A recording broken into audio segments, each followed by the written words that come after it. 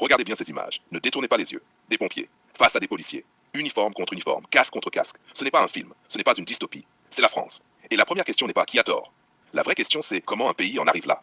1. Ce que vous voyez et ce que vous refusez de voir. Ce que le public voit. Open quote. Des violences, des débordements, encore des manifestations. Close quote. Ce que moi je vois, un État incapable de contenir sa propre fracture interne. Les pompiers ne sont pas des casseurs. La police n'est pas un gang. Quand ces deux corps s'affrontent, ce n'est pas une dérive, c'est un signal d'alarme maximal.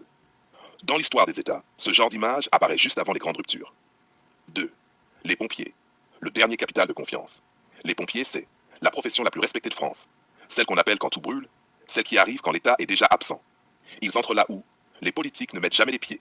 Les médias arrivent après. Les discours ne servent plus à rien. Quand eux descendent dans la rue avec colère, ce n'est pas un caprice salarial. C'est une alerte systémique. Un pompier en colère, ce n'est pas une revendication.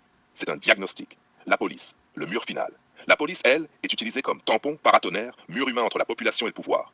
On lui demande de tenir, d'encaisser, d'obéir, sans jamais régler les causes. Résultat, la police devient le visage visible d'un pouvoir invisible. Et quand deux corps épuisés se rencontrent, ce n'est pas un combat idéologique. C'est une collision de souffrance. 4. Le cœur du scandale, l'État arbitre, qui ne tranche plus. Un État fonctionnel fait une chose très simple. Open quote. Il empêche ses forces de s'affronter. Close quote. Quand il laisse faire, c'est qu'il a perdu la maîtrise, perdu l'écoute, perdu le respect.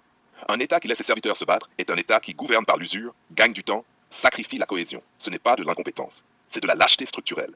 5. L'image à l'international. Un pays nerveux, pas puissant. À l'étranger, personne n'analyse les détails. On voit des forces de secours contre des forces de l'ordre, de la tension interne, un pays occupé à se contenir lui-même. Les grandes puissances inspirent la stabilité, la continuité, la clarté.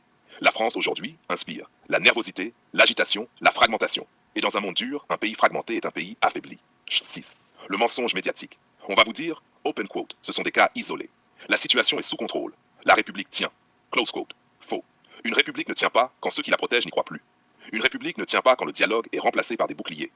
Une République ne tient pas quand l'autorité n'est plus respectée, mais simplement redoutée. Le point de non-retour psychologique. Le plus grave n'est pas l'affrontement. Le plus grave, c'est l'après. Après ça, la confiance est fissurée, le ressentiment reste, l'humiliation circule. Et une fois que les corps d'État se sont affrontés, ils ne se regardent plus jamais de la même manière. C'est là que naissent les refus implicites, les lenteurs volontaires, les silences dangereux. Un État ne meurt pas d'un coup. Il meurt par micro-désobéissance. 8. Qui est responsable? Pas les pompiers, pas les policiers. Les responsables sont ceux qui gouvernent sans écouter, ceux qui communiquent sans agir, ceux qui pensent que la force remplace l'autorité.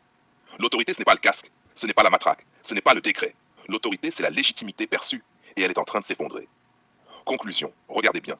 Ce spectacle n'est pas honteux pour les pompiers, il n'est pas honteux pour la police. Il est honteux pour le commandement, la vision, le sommet. Un pays où ceux qui sauvent des vies en viennent à se battre avec ceux qui maintiennent l'ordre est un pays qui ne sait plus où il va. Et l'histoire est claire là-dessus.